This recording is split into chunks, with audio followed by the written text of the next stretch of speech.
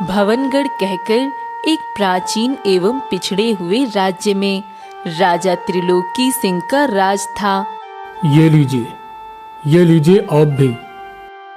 आपका बहुत बहुत धन्यवाद राजा जी। आप सच में बहुत दयावान और नेक दिल हैं। ईश्वर आपकी हर मनोकामना पूरी करे। आप जैसे राजा के राज्य में उसकी प्रजा कभी दुखी नहीं रह सकती। आप सबको धन्यवाद कहने की कोई आवश्यकता नहीं है। आप सब मेरे परिवार जैसे ही हो, सब मेरे अपने ही तो हो। राजा का दिल बहुत बड़ा होता है। वो हर किसी के साथ अच्छे से पेश आते हैं। उनके साथ उनका साथी गबरू, जो कि एक कौआ होता है, वह गबरू कौआ हमेशा राजा के साथ रहता है। राजा जी, आप सबके बारे में इतना सोचते हैं, कभी अपने बारे में भी सोचिए। ये देखिए, मैं आपके लिए आपकी पसंदीदा मिठाई लाया हूँ, वो भी मन्नू हलवाई से। अरे वाह गबरू, तुम सच में मेरे सच्चे साथी हो। तुम्हारा बहुत बहुत धन्यवाद गबरू। राजा जी हर किसी के साथ अच्छे से पेश आते हैं, गरीबों की इतनी मदद करते हैं। अरे हमने क्या बिगाड़ा है राजा जी, आपने ये बहुत गलत किया। मंत्री जी की नजर राजा जी के पैसों पर थी। वो अब एक योजना बनाता है। बस बहुत हुआ, राजा जी को तो अब मुझे बर्बाद करके ही रहना है, क्योंकि जब वो ही नहीं रहेंगे तभी मैं उनका सब कुछ बिगाड़ पाऊंगा। लेकिन मैं राजा जी का अंत कैसे करूं? राजा जी के पूर्वजों को ये वरदान मिला हुआ है कि उन्हें कोई इंसान या जीव नहीं मार सकता, वो खुद ब खुद ही मरेंगे। ये तो बहुत बड़ी दुविधा हो गई। मुझे तांत्रिक बाबा के पास जाना होगा। अब वही मेरी दुविधा का हल बता पाएंगे मुझे। बाबा, आप ही मेरी मदद कर सकते हैं। बताओ मुझे कैसे करूं मैं राजा जी का खात्मा। रंजीत, ये तो बहुत ही मुश्किल काम है, क्योंकि पूरे गांव को इस बात की खबर है कि राजा जी के पूर्वजों को वरदान मिला था कि उनकी पीढ़ी में किसी को भी कोई इंसान नहीं मार सकता है। बाबा, ऐसा मत कहिए।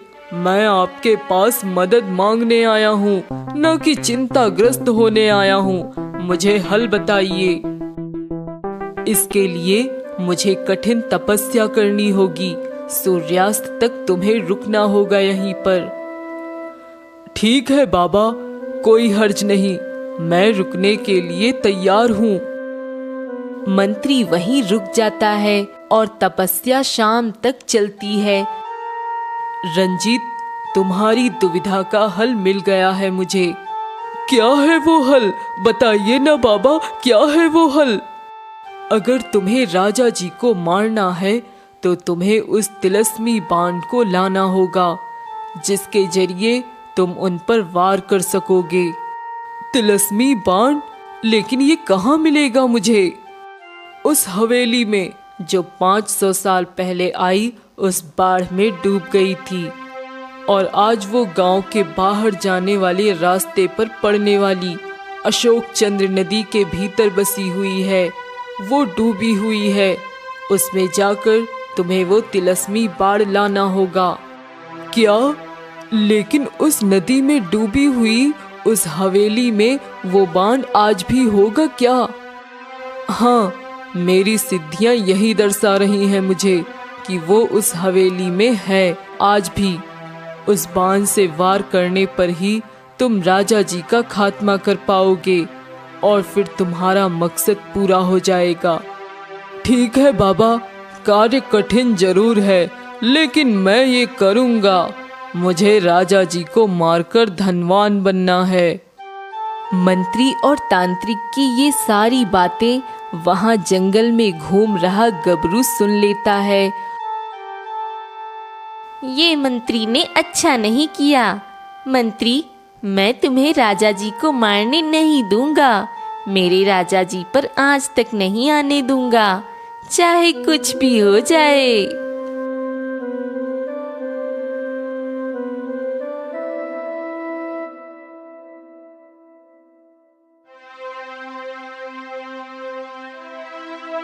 अरे वाह वाह वाह, यकीन नहीं हो रहा है कि मेरी इतनी बड़ी समस्या का एकमात्र हल मेरे हाथों में है। चलो, अब मेरी सारी चिंता मिट चुकी है। अब मेरे अमीर बनने में केवल कुछ ही समय रह गया है। लेकिन मंत्री जब अपने शयन कक्ष से बाहर जाता है, तभी गबरू वहां आता है और वो उस तिलस्मी बाण को हटाकर वहां पर एक मामूली बाण रख देता है। बड़ा आया अमीर और धनवान बनने। अब तू राजा जी का बाल भी बांका नहीं कर पाएगा, मंत्री के बच्चे, क्योंकि गबरू चट्टान की तरह खड़ा है राजा जी की हिफाजत के लिए। अरे वाह, क्या बात है! कितना सुंदर नजारा दिख रहा है आज पूरे गांव का। राजा जी, अब इस गांव से विदा लेने का समय आ गया है आपका। राजा जी पलटकर देखते हैं और हैरान रह जाते हैं। मंत्री, ये तुम इस बाण से क्या कर रहे हो? तुम ऐसा नहीं कर सकते। ये तुम क्या कर रहे हो? राजा जी, आज आपका आखिरी दिन है। आपने पूरी प्रजा के बारे में बहुत अच्छा सोचा, लेकिन मुझे धन नहीं दिया। अब आपकी मौत के बाद ही मैं आपका धन प्राप्त कर पाऊंगा। आज मुझे आप पर वार करने से कोई नहीं रोक सकता है, कोई भी नहीं। नहीं मंत्री, ऐसा मत करो। रुक जाओ। मेरे मरने के बाद मेरी प्रजा का क्या होगा? मेरा तो कोई वंश भी नहीं है। मुझे इतनी जल्दी सबको छोड़कर नहीं जाना। मंत्री कुछ नहीं सुनता और राजा जी पर वार करता है। लेकिन हैरानी वाली बात ये होती है कि वार करने पर भी राजा जी को कोई चोट नहीं आती। ये क्या? ये कैसे हो सकता है? इस तिलस्मी बाण से भी राजा जी पर कुछ असर नहीं हुआ। क्योंकि ये वो तिलस्मी बाण नहीं है जो तुमने उस पानी के भीतर वाली हवेली से लाया है। ये एक मामूली बाण है और राजा जी के पास वरदान है। कोई मामूली इंसान उनकी हत्या नहीं कर सकता है, इसलिए उनके ऊपर कोई असर नहीं हुआ तुम्हारे वार का। क्या? उस दिन मैंने तुम्हारा पीछा किया, तब तुम्हारी और उस दुष्ट तांत्रिक की सारी बातें सुन ली और फिर तुम्हारे शयन कक्ष से वो तिलस्मी बाण हटाकर उसकी जगह ये मामूली बाण रख दिया। राजा जी, मंत्री ने लालच में आकर ये सब किया है। ये आपको मारकर इस पूरे महल को लूटना चाहता था। ये तुमने बहुत गलत किया है मंत्री। अरे क्या कमी छोड़ी थी मैंने तुम्हारे प्रति? मैंने हर एक को बराबर का प्रेम और स्नेह दिया, किसी में भेदभाव नहीं किया है। उसके बावजूद तुमने मेरे साथ इतना बड़ा विश्वासघात किया। राजा जी वो मुझे माफ कर दीजिए। राजा जी, माफ कर दीजिए मुझे। तुम्हें कोई माफी नहीं मिलने वाली है मंत्री।